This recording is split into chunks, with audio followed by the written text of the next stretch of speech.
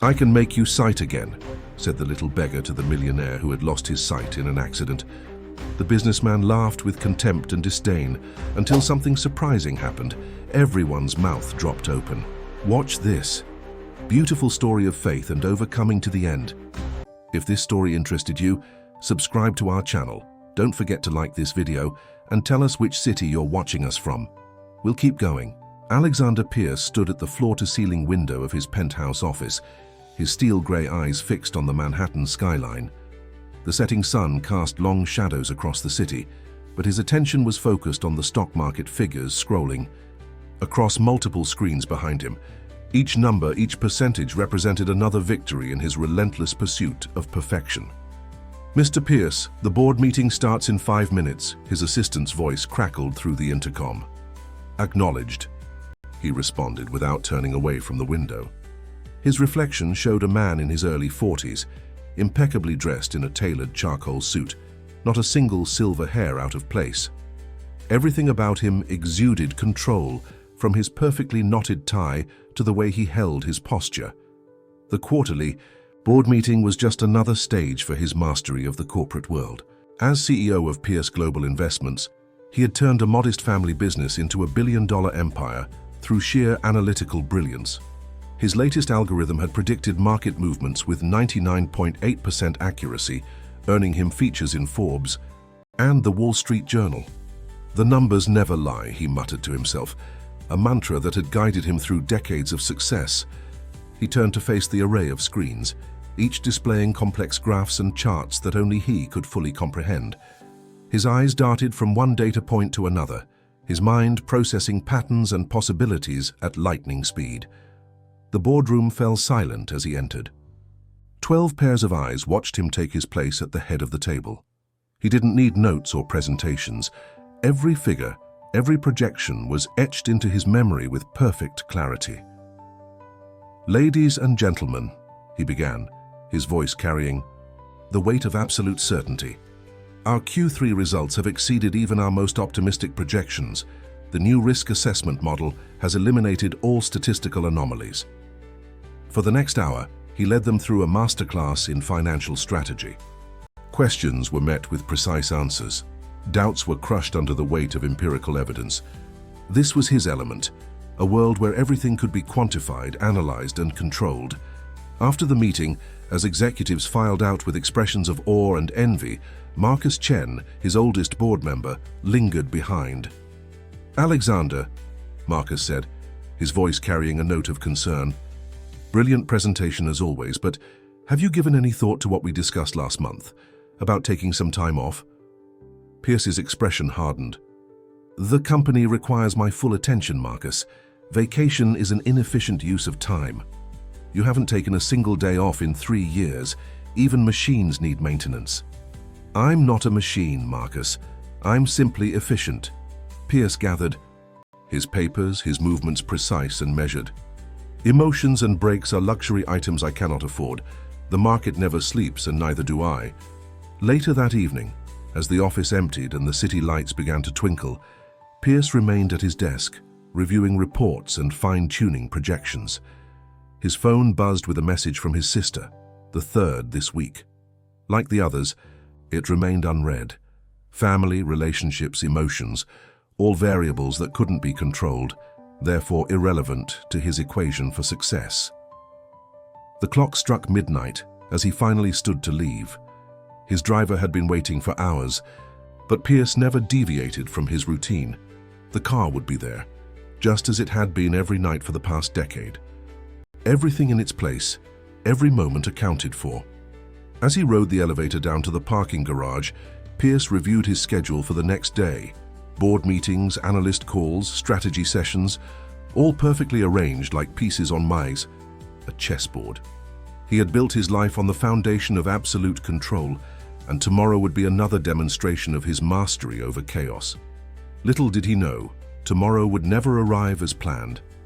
The universe was about to remind him that some things lay beyond the reach of even the most brilliant calculations. As he stepped into his waiting car, the wheels of fate were already in motion, preparing to shatter his perfectly ordered world into 1,000 uncontrollable pieces. The morning began like any other in Alexander Pierce's meticulously organized life. His alarm chimed at exactly 5:30 a.m., and he proceeded through his precisely timed morning routine. 45 minutes of exercise, 20 minutes for grooming, 15 for breakfast, a schedule he had maintained for 15 years without deviation. The first sign that this day would be different came during his morning commute. His driver, Thomas, was oddly quiet, missing their usual discussion of the morning's financial news. Pierce noticed but didn't comment. Human behavior was too unpredictable to waste time analyzing. "Sir," Thomas finally spoke, his voice uncharacteristically hesitant, "there's heavy traffic ahead. Would you like me to take an alternate route?" Pierce glanced at his watch. The probability of delays on alternative routes would be higher. Maintain course. His response was categorical, brooking no argument. He returned to reviewing market projections on his tablet, fingers dancing across the screen as he adjusted variables in his latest predictive model. The traffic thickened, cars crawling forward at a frustrating pace. Pierce's jaw tightened almost. Imperceptibly, the only outward sign of his growing irritation. A car horn blared somewhere ahead, followed by the screech of brakes. What happened next occurred in a fraction of a second, yet seemed to unfold in slow motion. A delivery truck swerved sharply to avoid a stalled vehicle, careening across lanes. Thomas reacted instantly, but the space for maneuvering was too tight. The impact was inevitable. Pierce felt a violent jolt, heard the crunch of metal and shattering glass. His world spun, a kaleidoscope of chaos that defied every principle of order he lived by. Something struck his head, hard. Then darkness descended, swift and absolute. He awoke to a symphony of beeping machines and hushed voices. The world was dark, but not in a familiar way. This darkness was complete, impenetrable. "Mr. Pierce?" A female voice, professional but gentle. "I'm Dr. Sarah Martinez. You're at Mount Sinai Hospital. Can you hear me?" "Why can't I see?" His voice sounded foreign to his own ears, raw and uncertain. The silence that followed lasted precisely 3 seconds. He counted them, clinging to this small measure of control. "Mr. Pierce, you've suffered severe trauma to your optical nerve system," Dr. Martinez explained. "The impact caused significant damage. Probability of recovery," he interrupted, falling back on the comfort of statistics. Another pause, longer this time. "The damage is extensive. We've consulted with leading specialists. I need you to understand, the condition appears to be permanent." The words hit him like physical blows, each one cracking the foundation of his carefully constructed world. Permanent. The concept was unprecedented in his lexicon of solutions and strategies. "There must be a procedure, a treatment protocol," he insisted, his voice gaining strength. "Every problem has a solution. It's simply a matter of identifying the correct variables." "Mr. Pierce," Dr. Martinez's voice was gentle but firm, "I understand this is difficult to accept. We'll arrange for you to meet with our best specialists, but you need to prepare yourself for the possibility that this is your new reality." New reality. The phrase echoed in his mind, a mockery of everything he believed about control and certainty. His hands gripped the hospital bed sheets, knuckles white with tension. For the first time in his adult life, Alexander Pierce felt something he had never allowed himself to experience: absolute, uncontrollable fear. The next few days passed in a blur of tests, consultations, and increasingly desperate searches for alternatives. Each specialist delivered the same verdict. Each second opinion confirmed the initial diagnosis.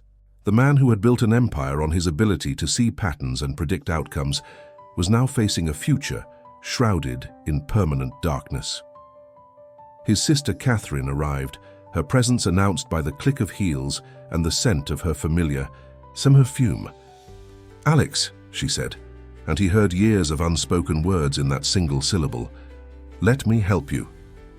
"I don't need help," he responded automatically, even as his world crumbled around him.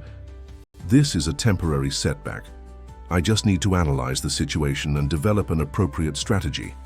But as he sat in that hospital room, surrounded by machinery, he couldn't see, and people whose faces he could no longer read.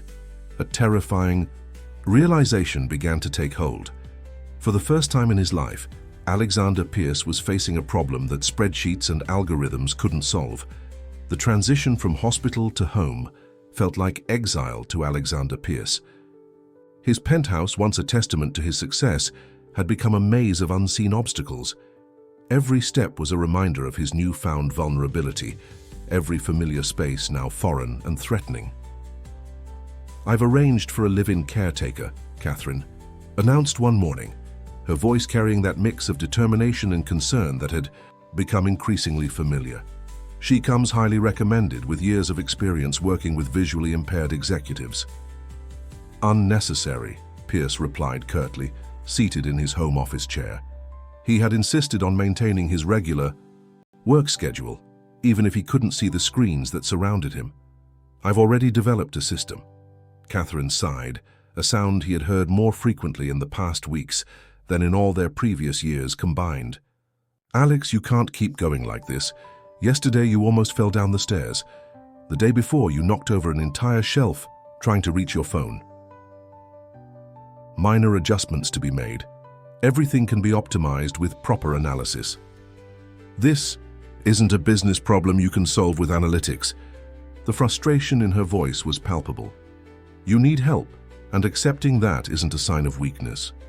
Pierce turned his chair toward where he calculated his sister's voice was coming from. "I built this company by never accepting limitations. I won't start now." The sound of heels clicking against hardwood indicated Catherine's movement. She was pacing. 3 steps left, 3 steps right, her typical pattern when agitated. "The board is worried, Alex. Marcus called me yesterday. They're concerned about the company's stability. The company is fine. All protocols are in place, and I'm still fully capable of making decisions. You haven't attended a meeting in 3 weeks. You won't take calls. The market is starting to notice." Pierce's jaw tightened. "Arrange a board meeting for tomorrow. I'll demonstrate that nothing has changed." "Alec," Catherine's voice softened. "Everything has changed. You need to accept that before you lose everything you've built." The meeting was set for 10 a.m. the next day. Pierce spent hours practicing walking the path from his office to the boardroom, counting steps, memorizing turns. By morning, he had it perfected, or so he thought. His entrance into the boardroom was intended to be commanding, a show of strength. Instead, he miscalculated the distance to the table, his hand grazing empty air where he expected solid wood. The momentary fumble sent whispers rippling through the room. "Ladies and gentlemen," he began, forcing confidence into his voice, "I understand there have been concerns about my ability to lead this company. Let me assure you that my condition has not affected my judgment or capabilities." "Alexander," Marcus's voice came from his left, gentle but firm. "We've reviewed the situation carefully. The board feels that a temporary leadership transition might be in everyone's best interest." The words hit him like a physical blow. Temporary transition? On what grounds? "The market requires confidence, Alex," another board member spoke up. "Johnson," he thought, "your condition. It makes investors nervous. We need to project stability." "Stability?" Pierce's voice carried a dangerous edge. "I built this company from the ground up. Every success we've achieved has been through my strategies, my innovations. You want to talk about stability? Look at the numbers. Third quarter profits up 40%. Risk exposure down by half. Show me where my condition has negatively impacted this company." "It's not just about the numbers anymore," Marcus said, softly. "Leadership requires presence, visibility. The market needs to see strength, not what, Marcus? Not weakness. Is that what you see now? A weak man who needs to be pushed aside." The silence that followed was deafening. Pierce could feel their stares, their pity, their judgment. Everything he had fought against his entire life was now being offered freely, wrapped in corporate courtesy.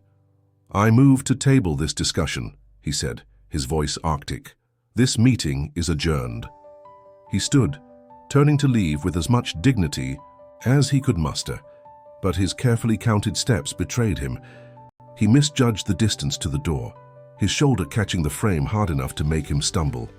The sound of chairs scraping and murmured concerns followed him down the hallway. His assistant tried to help, but he waved her away with a snarl. Pride propelled him forward, even as his world spun in darkness. Back in his office, he sat in silence, his mind racing through scenarios and possibilities. The company was his life, his identity. Without it, without control, what was he? The intercom buzzed, his assistant's voice, hesitant but insistent.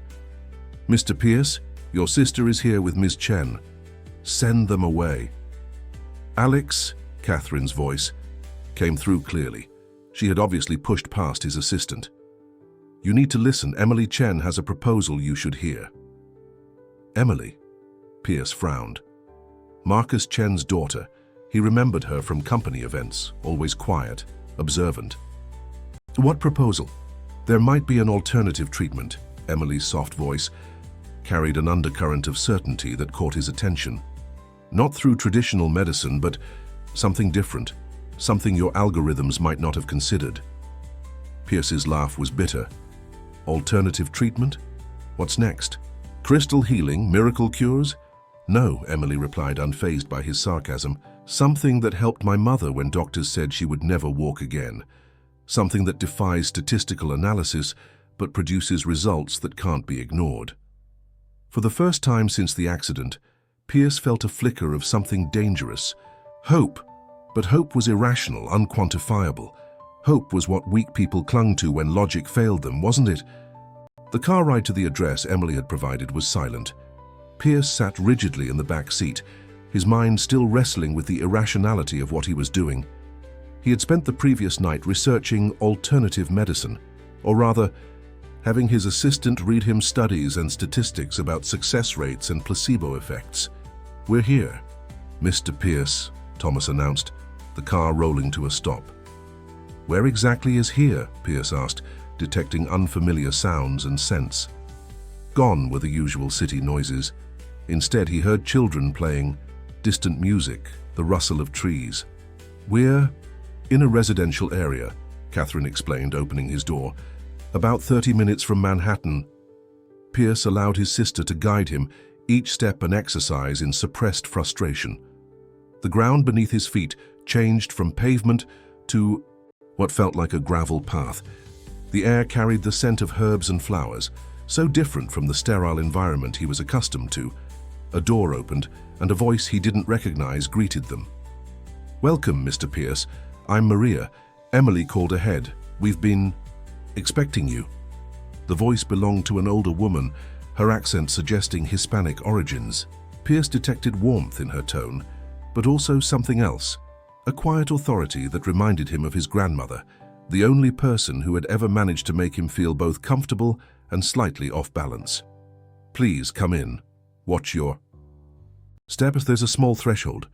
Inside, the air was warm and heavy with unfamiliar scents, incense perhaps mixed with something else he couldn't identify. His analytical mind immediately began cataloging sensations, trying to maintain some semblance of control over his environment. "Sit, please," Maria directed. "The healer will see you shortly." The healer? Pierce couldn't keep the skepticism from his voice. "Does this healer have a name?" "He has many names," Maria replied, unperturbed by his tone, "but here we simply call him Master Chen." Pierce straightened in his chair. "Chen? As in my father?" Emily's voice came from somewhere to his left, surprising him. "I thought it best to be here when you arrived." Before Pierce could respond, a new presence entered the room. He felt it before he heard anything, a shift in the air, a sense of gravity that his rational mind couldn't explain. "Alexander Pierce," voice spoke, elderly, accented, but carrying a strength that commanded attention. "My daughter tells me you seek healing." "Master Chen," Pierce acknowledged, trying to maintain his professional demeanor. "I'm here because traditional medicine has failed to provide satisfactory results. I'm told you might offer alternatives." A soft chuckle. Always the businessman, even now. "Tell me, Mr. Pierce, what do you seek? To see again? Or to understand why you've been made blind?" The question caught him off guard. I don't understand. The cause is clear. Physical trauma from the accident. Is it? Master Chen's voice moved closer. You've been blind long before your eyes failed you. Blind to connections, to emotions, to the parts of life that cannot be measured or controlled. Anger flared in Pierce's chest. I came here for treatment, not philosophy. Did you? Footsteps circled his chair. Or did you come because for the first time in your life, you've encountered something your numbers cannot solve? Pierce stood abruptly, nearly knocking over his chair. This was a mistake, Catherine. We're leaving. Sit down, Alexander. Master Chen's voice carried an authority that Pierce's body obeyed before his mind could object. You've spent your life hiding behind spreadsheets and algorithms. You've built walls so high that even you can't see over them anymore. Perhaps this darkness is not a curse, but an opportunity. An opportunity? Pierce's laugh was bitter. To lose everything I've built? To become dependent on others? An opportunity to learn that not everything of value can be quantified, that some truths exist beyond the realm of logic.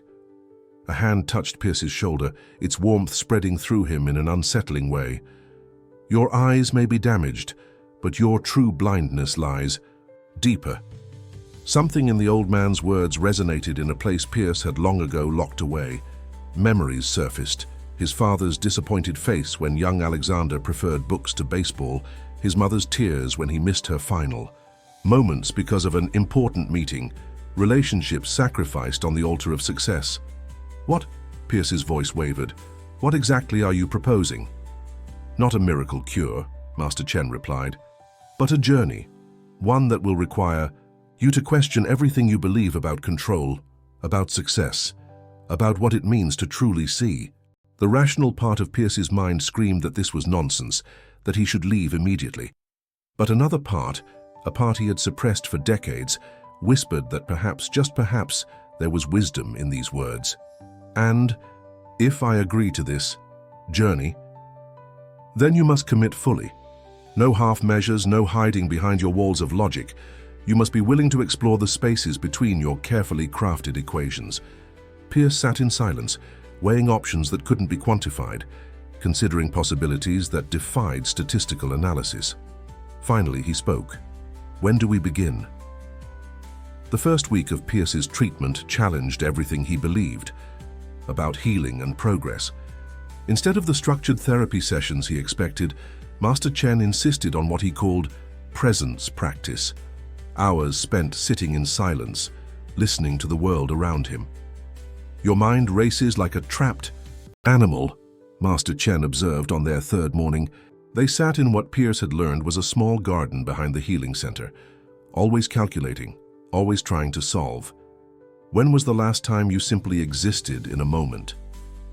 Existing without purpose is inefficient, Pierce replied, shifting uncomfortably on the wooden bench.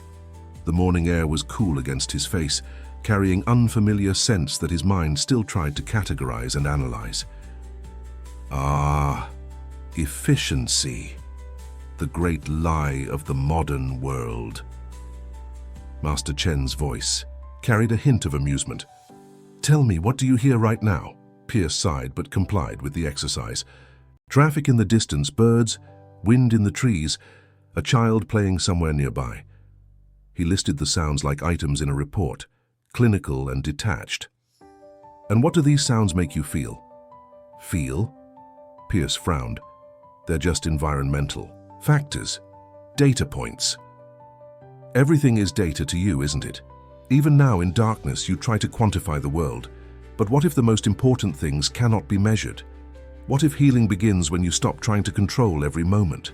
Before Pierce could argue, a new sound caught his attention, footsteps approaching, light and quick on the gravel path.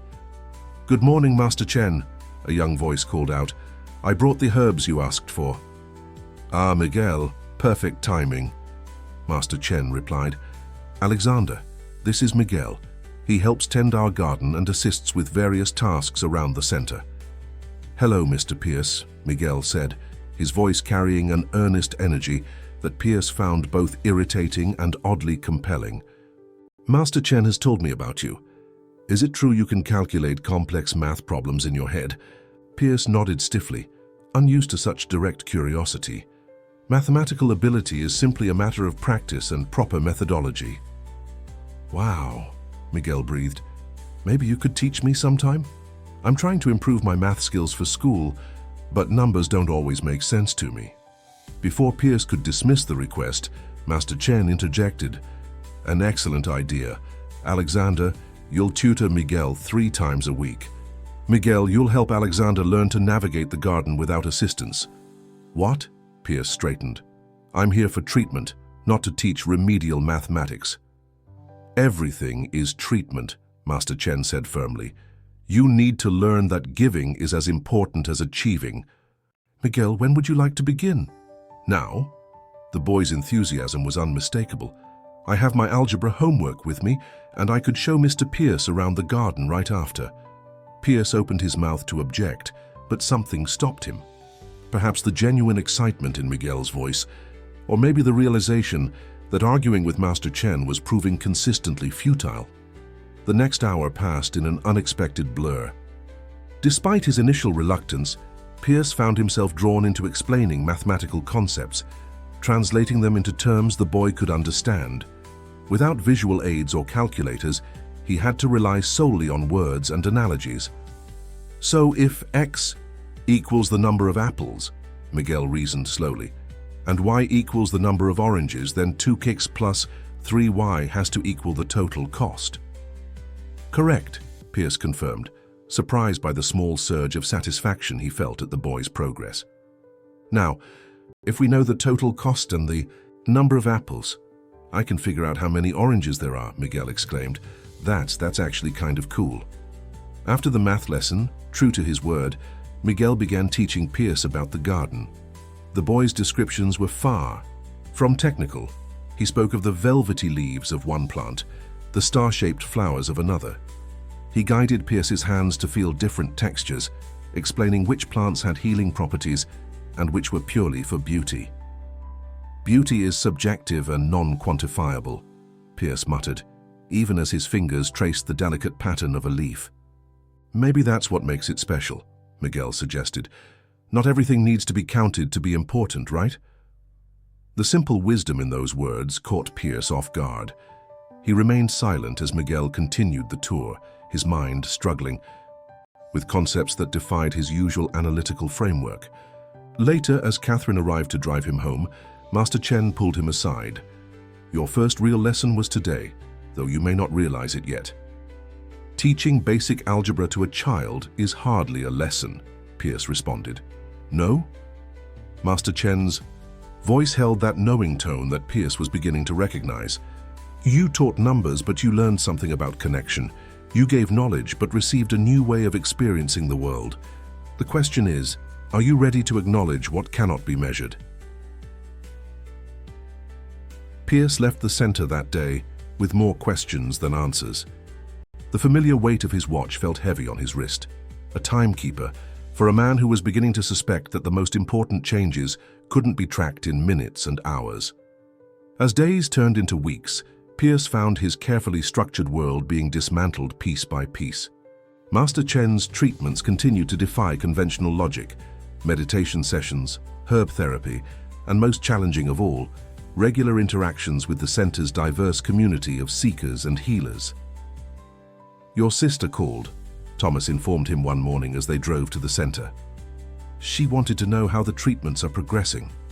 Pierce considered the question. By any measurable metric, nothing had changed.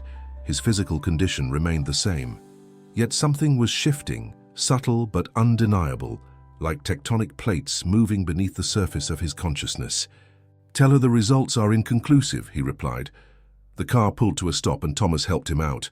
Pierce had memorized the path to the center's entrance now, counting steps automatically. 19 steps forward, turn right at the change in ground texture, 12 more steps to the door. Mr. Pierce, Miguel's voice greeted him. I got an A on my math test, and I have something to show you in the garden.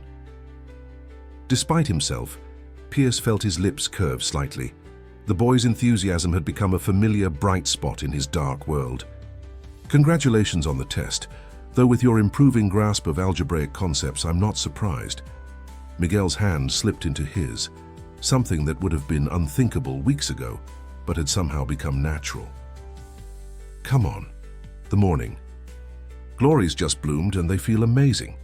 As they walked through the garden, Pierce noticed something strange. The counting in his head had stopped.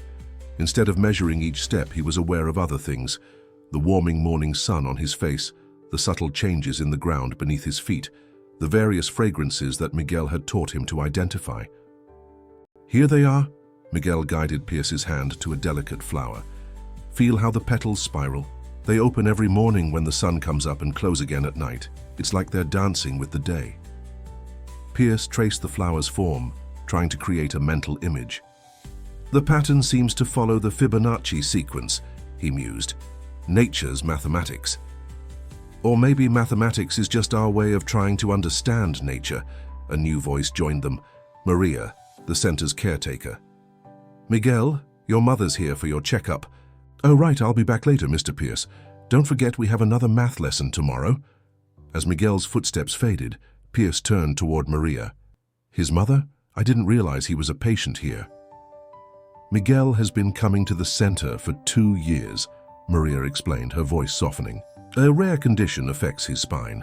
Western doctors said he would never walk without assistance, but here he found something different. Pierce absorbed this information, recalling Miguel's boundless energy, his easy movement through the garden. How? The same way you might find your healing, Maria replied, by accepting that some things work in ways we don't fully understand, by believing in possibilities beyond what science can explain.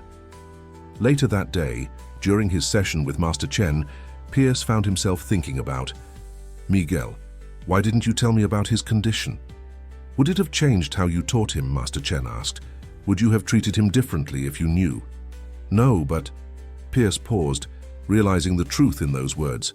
In his darkness, he had connected with Miguel simply as an eager student, without judgments or preconceptions. You see, Master Chen said quietly, sometimes our limitations become our greatest teachers. Your blindness has allowed you to see Miguel more clearly than you might have with your eyes. That's not logical, Pierce protested, but the words lacked their usual conviction. Logic is a tool, Alexander, not a way of life. You're beginning to understand this, even if you won't admit it yet. Tell me, how do you measure the value of Miguel's joy when he masters a new equation? How do you quantify the trust he shows? By guiding you through the garden. Pierce sat in silence, his mind wrestling with concepts that couldn't be contained in spreadsheets or algorithms. He thought of Miguel's resilience, his uncomplicated acceptance of both his own challenges and Pierce's limitations. There was a lesson there, but acknowledging it meant questioning everything he had built his life upon. I have a new assignment for you, Master Chen announced. Tomorrow you will join our community dinner. No calculating, no analyzing, just listening and sharing. I don't do well in social situations, Pierce said stiffly. Precisely why you need this. Master Chen's tone brooked no argument. Sometimes the best medicine is simply being present with others who understand struggle, who know what it means to face the impossible and choose to continue anyway. As Pierce left the center that evening, he realized something that both troubled and intrigued him. For the first time since his accident, he had gone an entire day without thinking about his company, about stock prices, about the empire he had built. Instead, his mind was full of morning glories, algebra lessons, and the sound of a young boy's laughter. The community dinner proved to be more challenging than any board meeting Pierce had ever attended.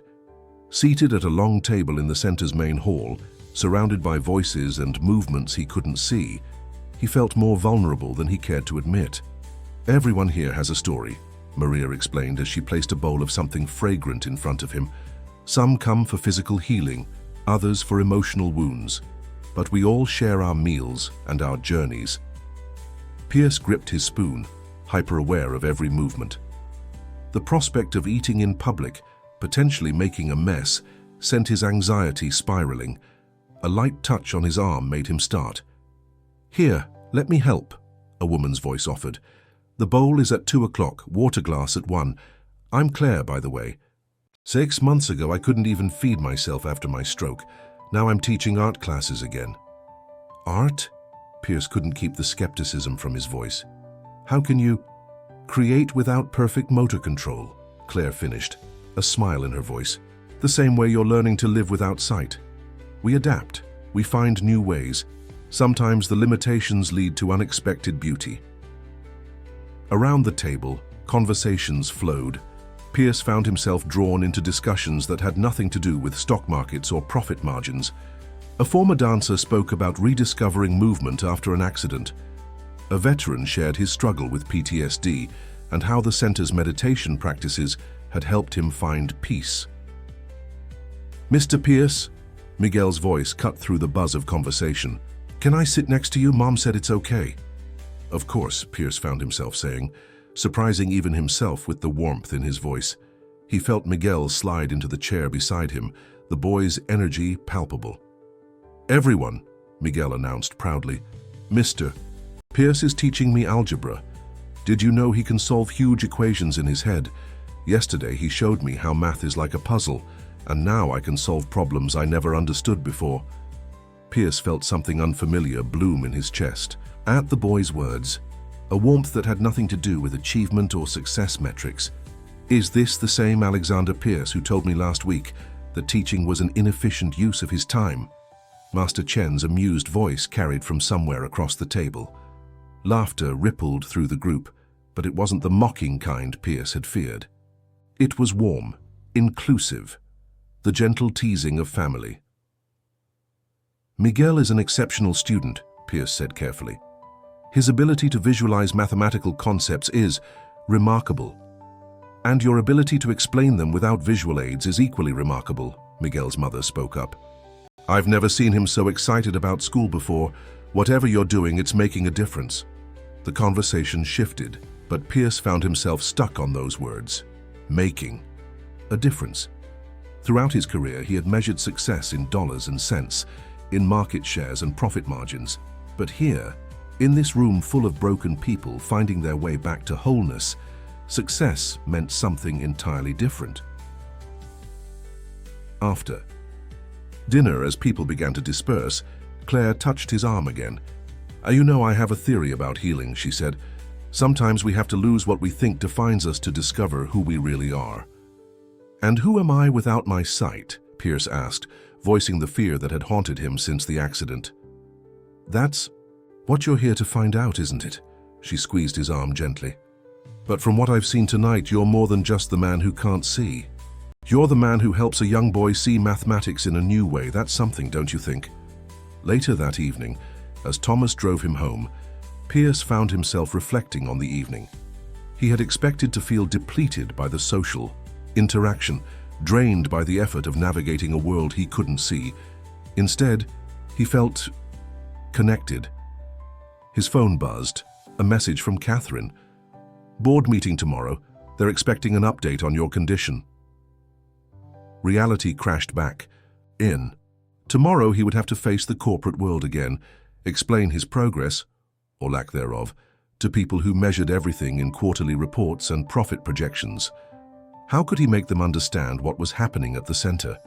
How could he quantify the way Miguel's enthusiasm had begun to crack the walls around his heart? Or how Claire's quiet wisdom had shifted his perspective? As he prepared for bed that night, Pierce realized something that would have been unthinkable just weeks ago. He was more anxious about missing his morning session at the center than about facing the board. Somewhere between the garden lessons, with Miguel and the shared meals with strangers turned friends, the center had become more than just a place of treatment. It had become a sanctuary where he was learning to navigate not just his physical blindness, but the emotional blindness that had shaped his entire life. The question was, could these two worlds coexist? Or would he have to choose between the empire he had built and the new path he was beginning to discover? The familiar scent of leather and expensive cologne filled the boardroom, but Pierce noticed something else now, tension, thick and palpable in the air. His heightened awareness of non-visual cues, developed over weeks at the center, picked up the subtle shifts in breathing, the uncomfortable rustling of papers, the weighted silence that greeted his entrance. "Alexander," Marcus began, his voice carefully neutral. "The board has been patient, but we need concrete updates. How are these alternative treatments progressing. Pierce sat straight in his chair, muscle memory guiding him to his usual position of authority. The treatments are ongoing. Master Chen's methods are unconventional, but unconventional, Johnson interrupted. We're not running a wellness retreat, Pierce. This company needs leadership, not meditation sessions and herb therapy. The old Pierce would have responded with cutting logic and cold statistics, but something had changed. He thought of Miguel's persistence in facing his challenges, of Claire's quiet strength, of the community that had welcomed him without judgment. When I built this company, he began slowly, I believed that everything of value could be measured. Success, growth, progress, all quantifiable metrics. But these past weeks have taught me something important about different kinds of value. Different kinds of value, another board member scoffed. The shareholders aren't interested in personal growth, Alexander. They want stability and returns. And they'll have them, Pierce assured, his voice firm. But consider this. What if our definition of success has been too narrow? What if there's untapped potential in approaching problems from a different perspective? What exactly are you suggesting? Marcus asked, curiosity tempering his concern. Pierce leaned forward. I'm suggesting that while I work through my own healing, we have an opportunity to expand our company's vision. The center where I'm receiving treatment, they operate on a shoestring budget, yet they achieve remarkable results. Results that traditional medicine, with all its resources, often fails to match. This isn't a charity, Pierce, Johnson protested. No, it's an investment opportunity. Pierce felt energy coursing through him as the idea took shape. Think about it. Alternative medicine is a growing market, but it lacks the structure and credibility of traditional healthcare. What if we could bridge that gap? Create a network of healing centers that combine proven alternative methods with proper business infrastructure. The room fell silent as the board members considered his words. Pierce could almost hear their minds working, calculating potential returns and market opportunities. You're talking about a complete pivot, Marcus said slowly. It's risky. Everything worthwhile is risky, Pierce responded, thinking of his first stumbling steps in the center's garden. But I've never been more certain of anything. I'm not asking you to abandon our core business. I'm asking you to expand our vision. And your condition? Someone asked hesitantly. My condition has taught me more about leadership than 20 years of success ever did, Pierce said firmly. I'm not the same man who built this company, and that's not a weakness, it's an evolution. The meeting continued for another hour, filled with questions about logistics, market analysis, and implementation strategies. Pierce answered each with a combination of his old business acumen and his new insights. By the end, he could sense a shift in the room's energy. As the board members filed out, Marcus remained behind. That was unexpected, he said, but I think you might be onto something. Emily told me the changes she's seen in you, but I didn't quite believe it until today. Your daughter's intervention changed my life, Pierce admitted, though not in the way any of us expected. And the treatments? Any physical improvement? Pierce shook his head. Not yet, but I'm beginning to think that wasn't the point. Master Chen once told me that sometimes we need to lose our sight to learn how to see. Marcus was quiet for a moment. The board will need more than philosophy, Alexander. They'll want results. Then we'll give them results, Pierce said confidently. But we'll measure them differently. Success isn't just about profit margins anymore. It's about impact, about transformation, about making a real difference in people's lives. As he left the boardroom that day, Pierce felt lighter than he had in weeks. He had faced his corporate world not as a diminished version of his former self, but as someone new, someone who was learning to see value in things that couldn't be captured in spreadsheets. His phone buzzed, a text from Miguel that his assistant read aloud. Don't forget our math lesson tomorrow. I have a new puzzle to show you. Pierce smiled, realizing that somehow, against all logic, his two worlds were beginning to merge. The question now wasn't whether he could maintain his corporate empire while pursuing this new path. It was how he could use one to enhance the other. The weeks following the board meeting brought changes that even Pierce's most sophisticated algorithms couldn't have predicted. His proposal to create a network of healing centers had sparked intense debate within the company, but it had also awakened something unexpected: genuine enthusiasm among younger executives who saw the potential for meaningful impact beyond profit margins. The initial market research is promising, Catherine reported during their morning drive to the center. There's a growing demand for alternative healing approaches, especially among millennials and Gen Z, but it's your personal story that's capturing attention. Pierce shifted in his seat. My story? Word has gotten out about your transformation. The ruthless CEO finding healing through alternative medicine. It's compelling. Several major publications want interviews. I'm not interested in becoming a media spectacle, Pierce said firmly, though without the sharp edge that would have accompanied such a statement months ago. No, but you could become a bridge, Catherine suggested. Between the corporate world you came from and this new path you're discovering, people are interested in that journey. Before Pierce could respond, they arrived at the center. The familiar scents of herbs and flowers greeted him as he stepped out of the car. His cane, once a symbol of weakness, now felt like a natural extension of his arm as he navigated the path to the entrance. "Mr. Pierce," Miguel's excited voice called out, "you're just in time.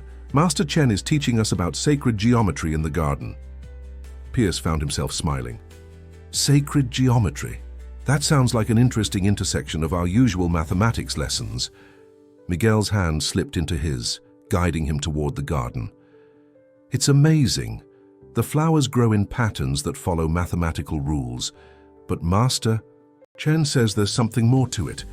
Something about the energy and spirit of nature. The boy begins to understand, Master Chen's voice greeted them. As do you, Alexander, though you still resist acknowledging it. The morning session was unlike anything Pierce had experienced before. Master Chen guided them through the garden, explaining how mathematical principles like the golden ratio appeared naturally in plants and flowers. But he went beyond the numbers, speaking of the life force that flowed through everything, the interconnectedness that couldn't be measured but could be felt. Feel this spiral, Master Chen instructed, guiding Pierce's hand to a shell. The Fibonacci sequence made manifest. But what makes it truly remarkable isn't the mathematics. It's the life force that chose this perfect pattern for its expression. As Pierce traced the spiral, something shifted in his perception. The pattern was indeed mathematically perfect, but there was something more, a sense of rightness, of natural harmony that transcended pure calculation. I think I understand, Miguel said softly. It's like when we solved that really hard equation last week. The numbers were right, but it was beautiful too, wasn't it? The way everything fit together perfectly. Pierce felt a surge of emotion he couldn't quite name. Yes, he admitted. Beauty in mathematics isn't just about correct answers. It's about harmony. Now you begin to see, Master Chen said approvingly. The universe speaks in many languages. Mathematics is one, but there are others equally important. Your challenge is learning to listen to them all. Later that afternoon, Pierce sat with Claire in the center's common room. She was working on a new painting while he shared his plans for expanding the center's reach. "So you're going to turn this place into a corporate enterprise?" she asked, her tone curious rather than judgmental. "Not exactly," Pierce explained. "The idea is to create a network of centers like this one, maintaining their integrity while providing resources and infrastructure, making this kind of healing more accessible without compromising its essence." Claire was quiet for a moment, her brush strokes audible against the canvas. "You know, when I first started painting after my stroke, I tried to recreate my old style exactly. It was frustrating, impossible. Then one day I stopped fighting my new limitations and started exploring what they made possible. That's when I found my new voice as an artist. And you think that's what I'm doing now?" "I think you're finding a way to blend your old strengths with your new insights," she said thoughtfully. "That's not compromise. It's evolution." The conversation was interrupted by Maria, who brought news that would reshape everything once again. "Alexander," she said, her voice carrying an unusual urgency. "There's someone here you need to meet. A boy. He says he has a message for you." Pierce felt a strange, tingling sensation at the base of his skull. "A message?" "Yes," Maria replied. He says he knows how to help you see again." The words hung in the air like suspended particles of light. Pierce sat perfectly still, feeling the weight of this moment.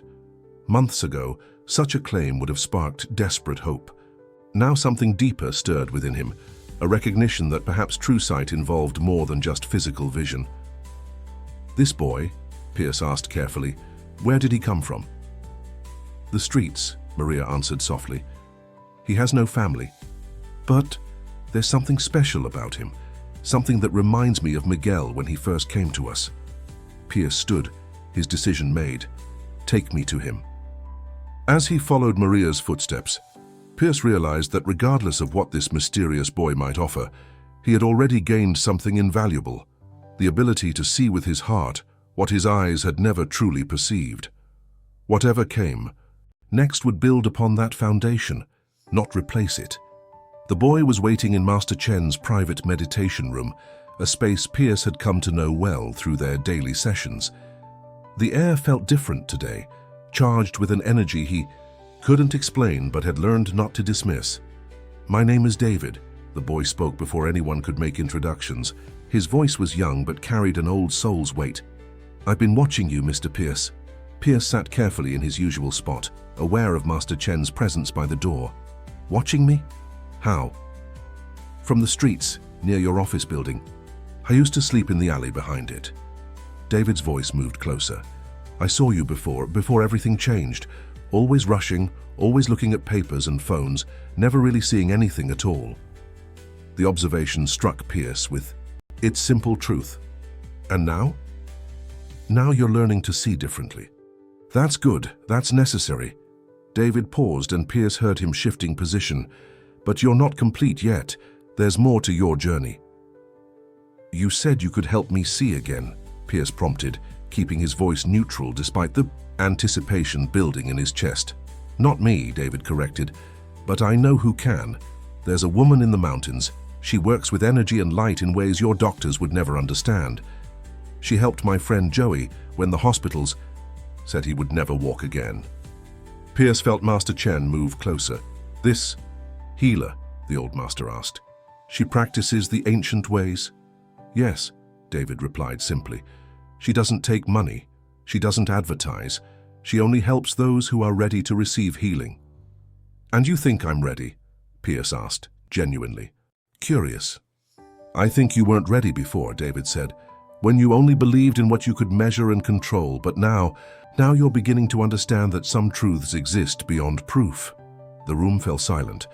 Pierce could feel both Master Chen and Maria watching, waiting for his response. Months ago, he would have dismissed this as nonsense, a child's fantasy, or a clever scam, but he wasn't that man anymore. "Tell me more about this healer," he said finally. David's story unfolded like a mystery novel. The healer lived in a remote area, accessible only by a challenging mountain trail. She worked with a combination of light therapy, energy healing, and ancient practices that defied modern medical classification. Her success stories were numerous but undocumented, healing that happened in the shadows of conventional medicine. "It won't be easy," David warned. "The journey itself is a test. She only helps those who prove their commitment by making the trek to her sanctuary. A physical challenge for a blind man," Pierce mused. "Quite a test indeed." "You wouldn't go alone," Master Chen interjected. "Such journeys are never meant to be solitary." "I'll go with you." Miguel's voice suddenly piped up from the doorway, making everyone start. "Sorry, I was passing by and couldn't help overhearing, but I know the mountains. Mom and I used to hike there before." His voice trailed off, but Pierce understood. Before his condition had limited their activities, before they'd found the center, before everything changed. "Miguel, this would be dangerous," Maria protested. "The trail is something I know better than most adults," Miguel finished firmly. "And Mr. Pierce has helped me so much. Let me help him too." Pierce sat quietly, absorbing the implications of this moment. The pragmatic businessman in him wanted to research this healer, demand credentials, seek verification. But that part of him was no longer in control. Instead, he found himself thinking about the morning glories in the garden, about sacred geometry, about the patterns that existed beyond human understanding. "When?" he asked simply. "The next new moon," David replied. "That's when her healing powers are strongest. You have 2 weeks to prepare.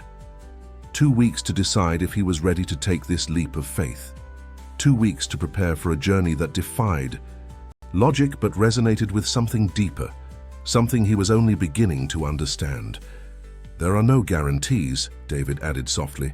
"She doesn't promise miracles, she only promises truth." "Truth," Pierce repeated, tasting the word. "I used to think I knew what that meant." "And now?" Master Chen prompted. Pierce smiled slightly. "Now I'm learning that truth, like sight, comes in many forms. Some we see with our eyes, some with our hearts, and some we can only discover by letting go of everything we think we know." The decision crystallized in that moment. Whether this journey led to restored physical sight or not, it was a path he needed to take. The next chapter of his transformation was beginning, and like everything else in his new life, it would require faith, courage, and the wisdom to trust in things that couldn't be measured or controlled. The 2 weeks of preparation passed in a blur of intense activity. Pierce found himself thrust into a rigorous training program designed by Master Chen to prepare him for the mountain journey. Each morning began with exercises to strengthen his other senses and improve his balance, followed by long walks through increasingly challenging terrain. "Your body must be strong," Master Chen instructed, "but your mind must be stronger. The mountain will test both." Miguel proved to be an invaluable training partner, his enthusiasm infectious as he helped Pierce navigate various obstacles. The boy's knowledge of the mountain trails was impressive, and he took his role as guide seriously. "See, if you feel the ground with your cane like this," Miguel demonstrated, guiding Pierce's hand, "you can tell the difference between loose rocks and solid ground. That's super important on the trail." Catherine visited regularly, divided between concern and cautious support. "The board is nervous about this expedition," she reported one afternoon. "They're worried about the risks." "The board has been worried about everything since the accident," Pierce replied, wiping sweat from his brow after a particularly challenging training session. "But they can't deny the results we're already seeing with the new Healing Center initiative." Indeed, Pierce's vision to expand the center's reach had begun to take shape, even as he prepared for his journey. The first satellite location was already under construction, and interest from potential partners had exceeded all projections. "It's not just about business anymore, is it?" Catherine asked softly. Pierce shook his head. "No, it's about something bigger, something I couldn't see when I could see." A week before the planned departure, Claire presented him with a special gift, a walking stick she had carved herself. "I worked on it between paintings," she explained, guiding his hands over the smooth wood. "Each pattern represents a part of your journey so far." Pierce's fingers traced the intricate carvings, spirals reminiscent of the sacred geometry in the garden, mathematical symbols that felt like old friends, and patterns he couldn't identify but somehow understood. "The unknown patterns are for the journey ahead," Claire said, as if reading his mind. "Some stories haven't been carved yet." The night before their departure, the center hosted a special community dinner. The atmosphere was charged with anticipation and support. Even David, usually so elusive, joined them, sitting quietly at Pierce's side. "Are you afraid?" the boy asked during a lull in conversation. Pierce considered the question carefully. "Not of the physical challenges," he replied honestly, "but of what I might find at the end of this journey. Yes, in ways I'm only beginning to understand." "Good," David said simply. "Fear shows respect for the path ahead." Later that evening, Pierce sat in the garden one last time, absorbing the peaceful atmosphere he had come to love. Miguel's mother approached, her footsteps hesitant. "I want you to know," she began, her voice thick with emotion, "that regardless of what happens on the mountain, you've already worked a kind of miracle here. The way you've helped Miguel, Not just with math, but with his confidence, his sense of possibility. He's helped me more than I've helped him, Pierce interrupted gently. Your son sees the world in a way that's taught me to question everything. I thought I knew. Still, she persisted, I need you to promise me you'll keep him safe up there. With my life, Pierce assured her, realizing he meant it with every fiber of his being. The boy who had started as a student had become something far more precious, a guide not just through the garden, but through a new way of seeing the world. As the evening wound down, Master Chen took Pierce aside for one final lesson. Tomorrow, you begin a journey that cannot be measured in miles alone, the old master said. Remember what you've learned here, that true sight begins in the heart, that some truths can only be felt and that sometimes we must lose our way to find our path. Will you come with us? Pierce asked, though he already knew the answer. No, Master Chen replied. This part of the journey belongs to you, Miguel, and whatever guides you'll meet along the way.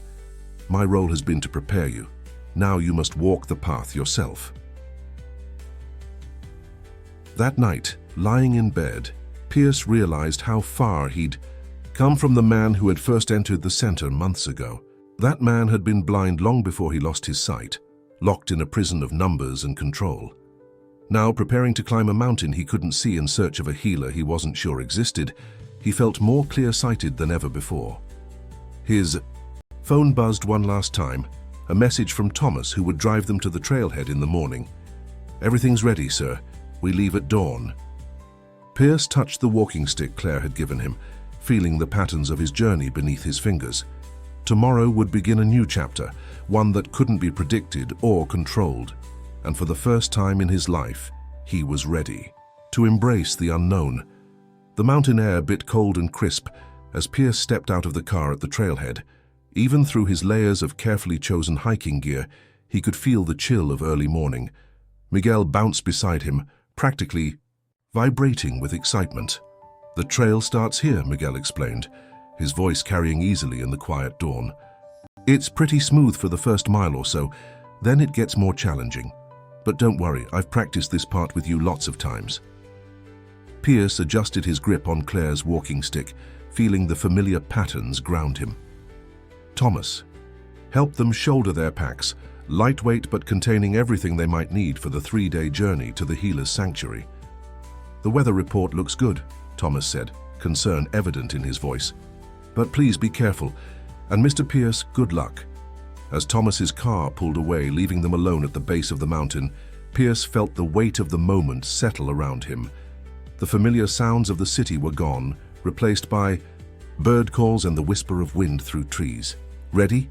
Miguel asked, taking his position at Pierce's side. Lead the way, Pierce replied, surprising himself with the calmness in his voice. The first hour of hiking went smoothly, just as Miguel had predicted. They fell into a rhythm, Miguel describing the path. Ahead, Pierce using his stick and newly heightened senses to navigate the terrain. The boy's descriptions were a blend of practical information and pure wonder. There's a big rock formation coming up on the right, Miguel would say. It looks like a sleeping giant. And watch out for the tree root about 3 steps ahead.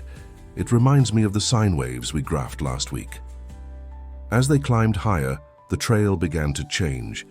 The smooth path gave way to more challenging terrain, requiring more concentration and trust between them. Pierce found himself drawing on everything he'd learned during their training sessions, but also discovering new abilities he hadn't known he possessed. You're getting really good at this, Miguel observed during a brief rest. You can tell the different types of ground just by the sound your stick makes when it hits them. Pierce nodded, realizing the boy was right. The slate makes a sharp click, while decomposed granite has a softer sound. Master Chen taught me to listen not just with my ears, but with my whole body. They continued climbing, the sun warming their backs as morning progressed. Miguel kept up a steady stream of conversation, mixing trail guidance with observations about nature and occasional mathematical puzzles to keep their minds engaged. Around midday, they stopped for lunch in what Miguel described as a small meadow surrounded by towering pines. As they sat eating the sandwiches Maria had packed, Pierce noticed something strange. The birds, he said suddenly. They've gone quiet. Miguel fell silent too, and Pierce could feel him tensing beside him. "There's someone coming up the trail," the boy whispered. Pierce gripped his walking stick tighter, listening intently. Yes, footsteps approaching, light and sure on the rocky path. A voice called out, carrying clearly through the mountain air. "The journey of 1,000 miles begins with a single step," a woman's voice quoted, "but the most important steps are often the ones we take after falling." "Sarah?" Miguel's voice was filled with surprise and recognition. "Is that really you?" "Hello, little mathematician," the woman replied warmly, "and Mr. Pierce. I've been waiting for you." "You know each other?" Pierce asked, sensing there was more to this meeting than chance. "Sarah used to come to the center," Miguel explained. She helped me when I was first learning to walk again, but then she left to study with the mountain healer. And now I help guide others who are ready to make the journey," Sarah said, moving closer. Pierce could hear the smile in her voice. "Master Chen sent word that you were coming. He asked me to meet you here. He said this was our journey to make alone," Pierce said, a note of confusion in his voice. "Alone doesn't always mean without help," Sarah replied. "The mountain has its own rules, its own wisdom. Sometimes it sends guides to those who are ready to learn its lessons." As if to emphasize her words, a warm breeze swept through the meadow, carrying the scent of pine and something else, something ancient, and knowing that made Pierce think of Master Chen's garden. "The next part of the trail is the most challenging," Sarah continued. "You'll need both your strength and your trust. Are you ready to continue?" Pierce stood, feeling Miguel rise beside him. The walking stick felt alive in his hands, the carved patterns seeming to pulse with energy. "We're ready," he said, and knew it was true. As they resumed their journey, now with Sarah walking alongside them, Pierce realized that this meeting was another lesson in letting go of control. The mountain would reveal its secrets in its own time, through its own chosen messengers. His task was not to question or direct, but to remain open to whatever guidance appeared along the way. The afternoon brought new challenges as the trail grew steeper and more treacherous. Sarah's presence proved invaluable, her experience complementing Miguel's enthusiasm. She taught them to read the mountain in ways Pierce had never imagined possible. "Listen to the wind," she instructed during a particularly difficult stretch. "It tells you what's ahead. A hollow sound means a drop-off nearby. A whistling means we're approaching a narrow passage." Pierce found himself developing an entirely new vocabulary of sound and sensation. The mountain spoke in a language of shifting rocks, whispering trees, and changing air currents. His walking stick became an extension of his consciousness, each tap revealing secrets about the path ahead. "It's like a mathematical equation," Miguel observed excitedly. "Every sound and feeling is a variable, and when you put them together, they tell you the whole story." "Exactly," Sarah agreed. "The mountain doesn't hide its truth. It simply speaks in ways we must learn to understand." As the day wore on, the temperature began to drop. The sun's warmth, which had been their constant companion, started to fade. Pierce could feel the change in the air, a crispness that spoke of higher elevation. "We should make camp soon," Sarah announced. "There's a protected hollow ahead that will serve us well for the night." The process of setting up camp was another lesson in trust and cooperation. Pierce found himself helping in ways he wouldn't have thought possible months ago, gathering firewood by following the sound of dead branches crackling underfoot, helping Miguel secure the tent lines by feeling the proper tension. As they sat around the campfire later, its warmth a welcome barrier against the mountain chill, Sarah shared stories of her own journey from the center to the mountain healer. "I was like you once, Mr. Pierce," she said softly.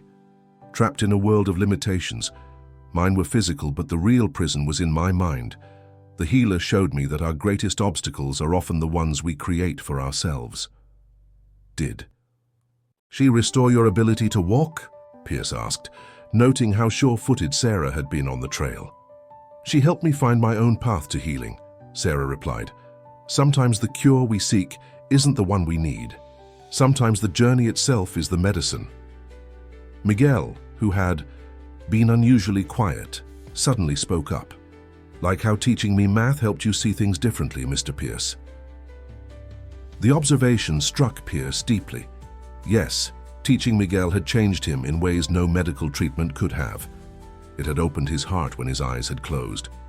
The conversation was interrupted by a distant sound, a haunting call that echoed through the mountains.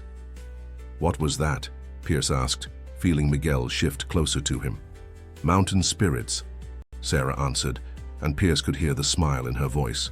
"Or so the local legends say. The old stories tell of guardians who test those who seek the healer's wisdom." "Are they real?" Miguel asked, his voice a mix of fear and fascination. "What is real?" Sarah countered gently. "The wind is real, yet we cannot see it. Love is real, yet we cannot measure it. Sometimes the most real things are the ones that exist beyond our usual understanding." The night deepened around them, and Pierce found himself more attuned than ever to the mountain's rhythm. Every rustle of leaves, every distant call, every crack of the fire told part of an ancient story. He thought of his former self, the man who would have dismissed all of this as superstition and wishful thinking. "Tell us more about the healer," he requested, pulling his jacket tighter against the evening chill.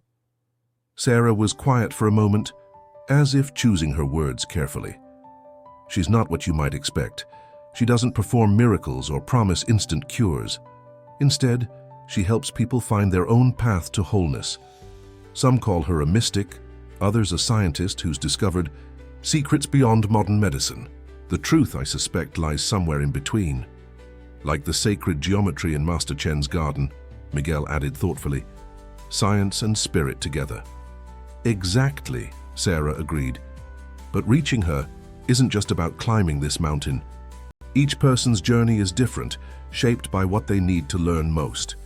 Pierce touched the patterns on his walking stick, feeling the story of his own journey carved into the wood. "And what do I need to learn?" "That's something only you can discover," Sarah replied, "but I suspect you've already begun to understand it." As they prepared for sleep, Pierce lay in his sleeping bag, listening to Miguel's steady breathing and the countless voices of the night. The mountain seemed alive around them, pulsing with ancient wisdom and untold stories. Tomorrow would bring them closer to their destination, but Pierce was beginning to understand that the physical journey was only part of the story. Each step up the mountain was also a step into himself, into truths he had long ignored in his pursuit of control and certainty. Dawn broke with a challenge. Rain had fallen during the night, transforming the already difficult trail into treacherous terrain. The sound of water was everywhere, dripping from leaves, running in small streams across their path, creating new obstacles they would have to navigate. "The mountain is testing us," Sarah said as they broke camp. "These conditions will require perfect trust between all of us." Pierce soon understood what she meant. The wet rocks were slippery, the mud unpredictable. He had to rely completely on Miguel's guidance and Sarah's experience, surrendering any illusion of independence. "Small steps," Miguel instructed his young, voice steady and focused. "There's a tricky part coming up. The trail narrows and there's a drop to the right. But we've trained for this, remember? Just like in the garden when we practiced on the raised path." Pierce nodded, concentrating on each step. His walking stick probed the ground ahead, sending subtle vibrations up through his hands that told stories about the terrain. The rain had intensified the earthy scents around them, creating an olfactory map he could follow. "You're doing great," Sarah encouraged from behind. "Notice how the sound of the stream gets louder when we're near the edge. The mountain gives us signs if we learn to listen." They had been climbing for several hours when Miguel suddenly stopped. "Mr. Pierce," he said, his voice tight with concern, "there's a problem ahead. The rain has washed out part of the trail." Sarah moved forward to assess the situation. "He's right. There's a gap about 6 feet across. The old trail has collapsed." Pierce felt his heart rate increase. "Is there another way around?" "Going back down would lose us half a day," Sarah replied, "and the alternate route is even more dangerous. In these conditions, we need to cross here." "But how?" Miguel asked, and Pierce could hear the fear creeping into the boy's voice. Sarah was quiet for a moment, thinking. "There's a fallen tree that could serve as a bridge. It's solid, wide enough to cross safely, but..." But I'm blind, Pierce. Finished? And you're not sure I can make it across? No, Sarah corrected. I'm not sure you're ready to trust enough to make it across. The words hung in the air, heavy with meaning. Pierce thought of all the moments that had led him here, teaching Miguel to see beauty in equations, learning to navigate the garden without sight, opening his heart to the center's community. Each step had required him to trust more, to let go of control. Miguel, he said finally, do you trust me? Of course, the boy replied instantly. Then I trust you. You'll be my eyes for this crossing. They developed a plan. Sarah would go first, securing a rope guide. Miguel would talk, Pierce across describing every detail, while Sarah anchored the other end. The whole process would require perfect coordination and absolute trust. The log is 2 feet wide, Miguel began, his voice slipping into the precise tone he used during their math lessons. The surface is rough, which gives good traction despite the rain. Think of it like a number line. You're starting at 0 and each step takes you 1 unit closer to the other side. Pierce smiled at the mathematical reference. Even here, facing this challenge, they found comfort in their shared language of numbers. As he stepped onto the log, the world narrowed to Miguel's voice and the sensations under his feet. The boy's instructions were perfect, clear, calm, and exact. Small step right, good. Now left foot slightly higher and perfect. You're 1/3 of the way across. Pierce could hear the stream below, feel the spray of water on his face. But instead of feeding his fear, these sensations became part of the information he needed to maintain his balance. The walking stick tested each section before he committed. His weight, its carved patterns pressing reassuringly against his palms. You're halfway there, Miguel called. The log curves slightly to the left now, about 5 degrees, like a gentle arc on a graph. Step by step, guided by Miguel's voice and his own growing trust in his abilities, Pierce made his way across. When his feet finally touched solid ground, on the other side he heard both Sarah and Miguel release heavy breaths. That would, Miguel started. Perfect, Sarah finished. Absolutely perfect. Not just the crossing, the trust, the teamwork, the way you turned a challenge into a lesson. As they rested briefly before continuing their journey, Pierce reflected on what had just happened. Months ago, he would have considered this crossing impossible, but something had changed in him.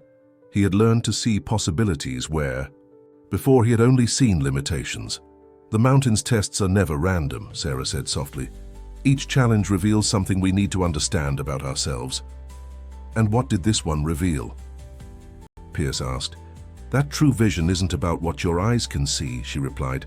It's about what your heart knows is possible. The third day of their journey dawned clear and cold. Pierce woke to the sound of Miguel gasping in wonder.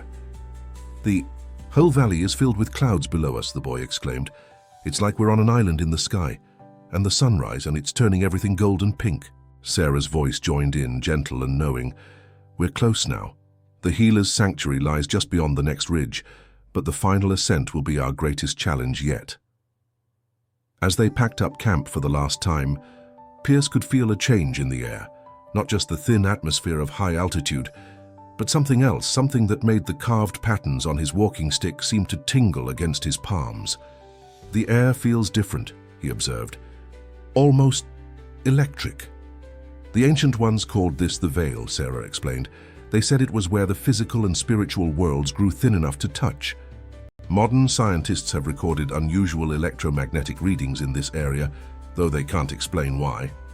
Miguel pressed closer to Pierce's side. Is that why my skin feels funny? Like tiny sparkles all over? Your sensitivity to it is... It's a good sign, Sarah replied. The healer says only those who can feel the veil are truly ready for what lies beyond it. They began their final climb. The trail here was unlike anything they'd encountered before, not just physically challenging, but somehow more profound. Each step seemed to carry extra weight, as if the mountain itself was testing their resolve. The path splits ahead, Sarah announced after an hour of climbing. This is where I leave you. Leave us? Miguel's voice carried a note of anxiety. But we don't know the way.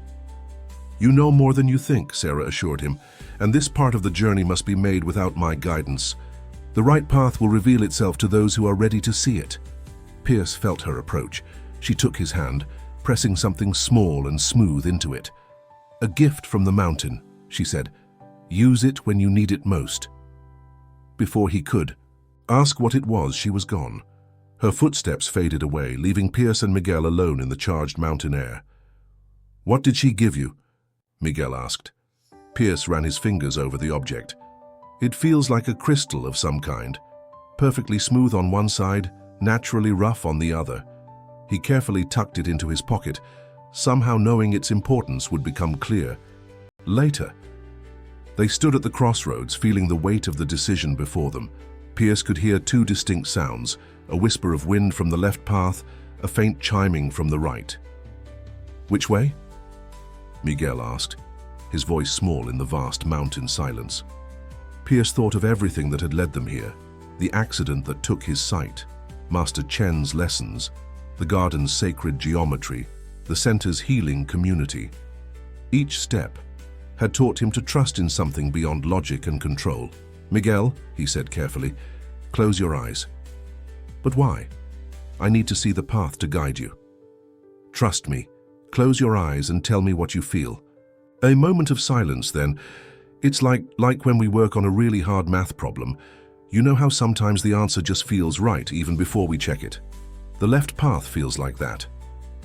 Pierce smiled. "Then that's our way." They began walking, both now relying on senses beyond sight. The path grew steeper, rockier, but somehow they moved with increasing confidence. Pierce's walking stick seemed to find the right places on its own, while Miguel's steps grew sure and steady beside him. "Mr. Pierce," Miguel said after a while, "something's changing. The air, it's like it's getting thicker with light. I can barely keep my eyes open, it's so bright." Pierce nodded, feeling it too, a palpable energy that seemed to press against his skin. The crystal in his pocket grew warm, resonating with whatever force surrounded them. Suddenly, Miguel stopped. "Oh," he breathed, the single syllable filled with wonder. "What is it?" Pierce asked, though something in him already knew. "We're here. There's a gate, I guess. But it's not really a gate. It's like the air itself is doorway, all shimmering and moving. And behind it, yes, the most beautiful garden I've ever seen.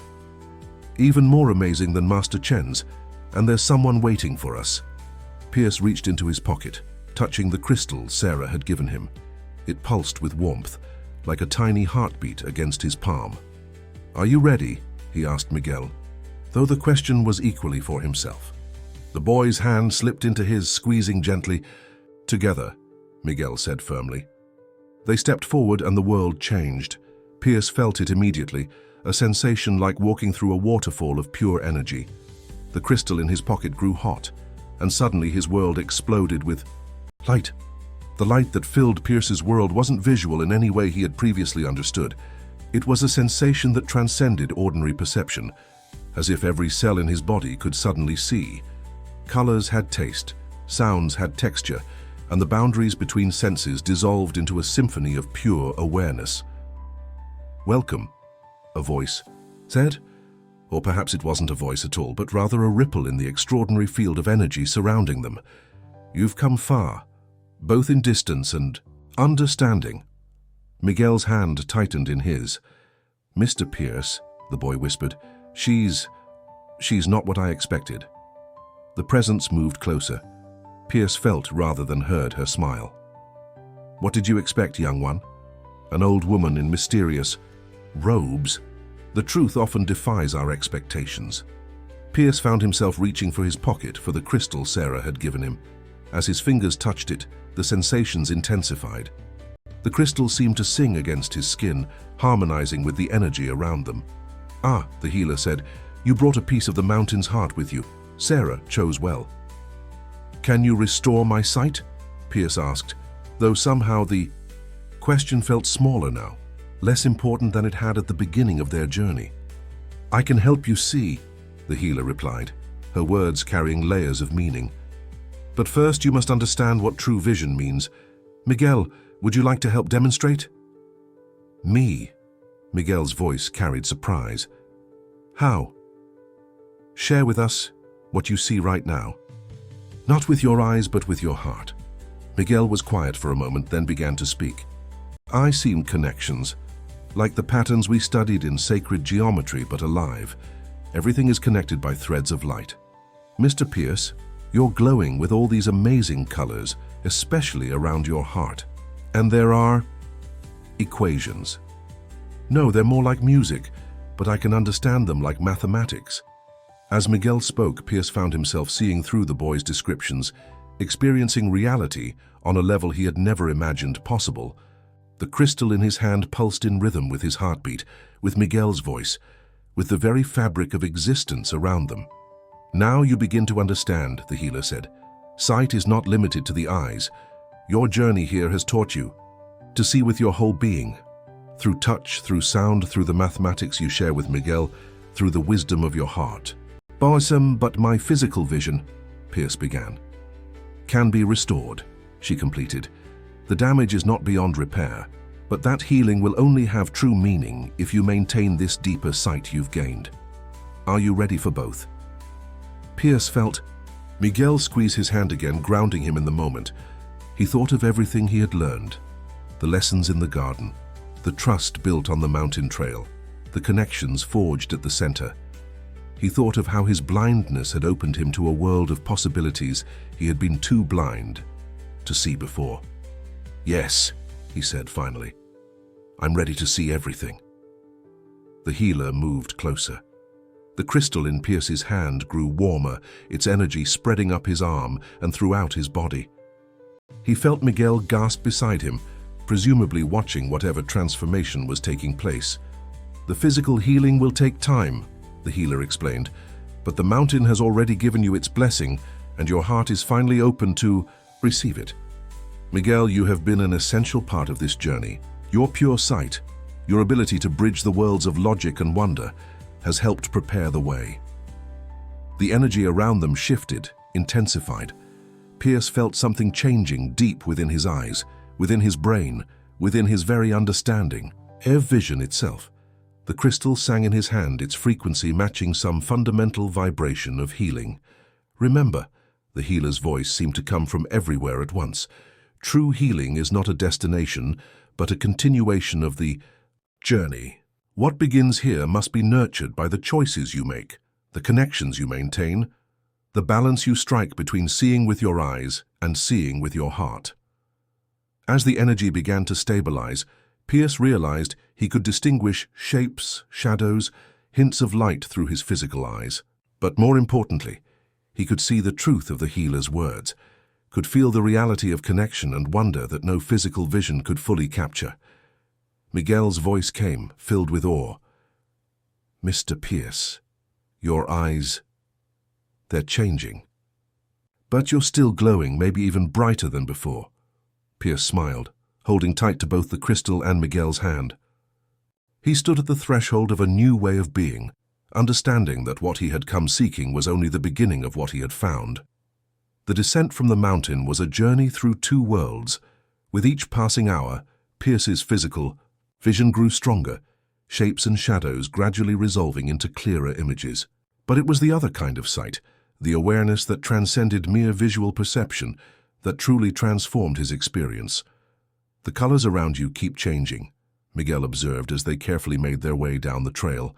It's like watching emotions turn into light. Pierce nodded, understanding exactly what the boy meant. Though his returning eyesight was still blurry, he could perceive the auras Miguel described, not with his eyes, but with that new sense the healer had awakened in him. Your light is different too, Pierce told Miguel. It sparkles when you talk about mathematics and glows steady and warm when you're helping. Others, I don't need perfect vision to see that. They found Sarah waiting for them at the crossroads where she had left them. One look at their transformed faces told her everything she needed to know. The mountain has blessed you both, she said simply, though perhaps not in the way you expected. The crystal the healer had given Pierce now hung on a cord around, his neck still humming with gentle energy. She had instructed him to keep it close during the healing process, explaining that it would help bridge the physical and spiritual aspects of his recovery. As they made their final camp on the mountain, Sarah shared more of her own story. "When I first came to the healer," she said, "I thought I was seeking a cure for my physical limitations. What I found instead was a complete redefinition of what it means to be whole." Pierce understood. His own journey had begun as a quest to restore his sight, but had become something far more profound. The man who had once trusted only in numbers and control had learned to see the mathematics of the heart, the geometry of human connection. That night, he called Catherine using the satellite phone they'd carried for emergencies. His sister's voice cracked with emotion when he told her he could see light and shadows, that full vision would return gradually over the next few weeks. "The board will be relieved," she began, but Pierce interrupted her. "The board's concerns are secondary. Now," he said firmly, "I'm coming back with a new vision for the company, one that goes beyond profit margins and market shares." "What do you mean?" "The healing center network we discussed. It's just the beginning. I've seen what's possible when we combine modern resources with ancient wisdom, when we measure success not just in dollars but in transformed lives." He could almost hear her smile through the phone. "You really have changed, haven't you?" "We all have the capacity to change," he replied, watching Miguel teach Sarah some of the sacred geometry they'd learned in Master Chen's garden. "Sometimes we just need to lose our old way of seeing to discover a new one." The next morning, as they began the final leg of their descent, Pierce found himself seeing the mountain with both old and new vision. His physical sight continued to improve, bringing the landscape into ever sharper focus, but he could also perceive the deeper reality the healer had shown them, the living energy that connected everything, the mathematical patterns that undergirded creation itself. "Mr. Pierce," Miguel called out excitedly, "look at that sunrise. The light's making rainbow patterns in the air, just like the interference patterns we studied in wave mathematics." Pierce smiled, seeing both the physical phenomenon and its spiritual counterpart. The boy's ability to bridge both worlds, to see wonder in both science and spirit, had been a gift beyond measure. As they walked, Pierce thought about the changes awaiting them back in the world below. The company would need restructuring to accommodate his new vision. The healing center network would require careful planning to maintain its integrity while expanding its reach. His own role would need to evolve, incorporating both his business acumen and his newfound wisdom. But none of these challenges seemed insurmountable now. The mountain had taught him that the most important transitions happened in the heart first, that true vision began with the courage to see beyond surface appearances to deeper truths. "You're glowing extra bright right now," Miguel observed. "What are you thinking about?" "The future," Pierce replied honestly, "and how differently I see it now." "Is it scary?" the boy asked. "Seeing everything so differently?" Pierce touched the crystal at his neck, feeling its reassuring warmth. "Not scary," he said. "Exciting, like discovering a new kind of mathematics that explains not just numbers, but the whole of life itself." Miguel grinned, understanding perfectly. Together they continued down the mountain, each step bringing them closer to a world that would both test and celebrate their transformed vision. 1 month after their return from the mountain, Pierce stood in Master Chen's garden, marveling at how different everything looked through his fully restored vision. The flowers were exactly as Miguel had described them during those early lessons, mathematical perfection expressed in living color. But now he could see both their physical beauty and the subtle energy patterns that surrounded them. "The garden welcomes you back," Master Chen said, approaching quietly, "though I suspect you see it with new eyes in more ways than one." Pierce nodded, touching the crystal that still hung around his neck. "Everything looks different now, or perhaps I'm different." The transformation of Pierce Global Investments was already underway. The first integrated healing center had opened its doors the previous week, combining modern medical facilities with traditional healing practices. The waiting list was already months long. "Mr. Pierce," Miguel's voice rang out across the garden. The boy ran up to them, his movements smooth and natural, living proof of the center's success. "Look what Claire helped me create." He held a walking stick, carved with intricate patterns that combined mathematical symbols with flowing organic designs. "It's for the new center," he explained proudly, "to show how science and spirit work together." Pierce felt his heart swell with emotion he no longer tried to suppress. The boy who had been his guide through darkness had become something more, a bridge between worlds, just as Pierce himself now was. The garden was filling with people, members of the center's community, corporate executives, new patients, all gathering for the official announcement of the expanded healing network. Among them, Pierce spotted familiar faces, Catherine beaming with pride, Thomas chatting with Sarah, who had become the new center's head of alternative therapy, Claire, showing her latest paintings to a group of interested investors. "Are you ready?" Master Chen asked quietly. Pierce surveyed the scene before him, seeing it on every level, physical, emotional, spiritual. The connections between people glowed like living mathematics, each relationship its own equation of hope and healing. "I used to think I could control everything," he said thoughtfully. "Now I understand that true power lies in facilitating connection, in helping others find their own path to wholeness." He stepped forward to address the gathered crowd. The crystal at his neck hummed in harmony with his words as he shared his vision of a future where modern innovation and ancient wisdom worked hand in hand, where healing meant more than just curing ailments, where success was measured in transformed lives rather than just profit margins. As he spoke, he could see the energy in the garden shifting, brightening, as people caught the spark of possibility. Even the most hardened executives seemed moved by the tangible results already evident in the center's work. Miguel stood at his side, occasionally adding his own insights about the intersection of science and spirit. The boy's presence was a testament to the power of this new approach. His medical condition had improved beyond all conventional expectations, while his brilliant mind continued to bridge worlds that most thought separate. After the presentation, as people mingled and discussed the future, Claire approached with a new painting. It depicted the mountain sanctuary, but not just its physical appearance. Somehow she had captured the energy patterns, the sacred geometry, the very essence of healing they had encountered there. "For the new center," she said simply, "a reminder that some truths can only be seen with the heart." Pierce thanked her, understanding now that art, like mathematics, was just another language for expressing the deeper patterns of reality. His former self would have sought a way to quantify the painting's impact. His present self simply appreciated its truth. As the sun began to set, casting golden light through the garden, Pierce found himself standing in the exact spot where his journey had begun, where he had first met Miguel, first opened himself to new possibilities. "Full circle," Master Chen observed, appearing beside him, though spirals might be a more accurate geometric description. Pierce smiled, appreciating both the wisdom and the mathematical reference. "Nothing ends," he agreed. "It just transforms." The crystal at his neck pulsed warmly as if in agreement. In its facets, Pierce could see reflections of everything he had gained by losing his sight: connection, wisdom, a new way of seeing. That encompassed both the visible and invisible worlds. Miguel joined them, his energy bright with excitement about future projects. Together they stood in the gathering dusk, 3 generations united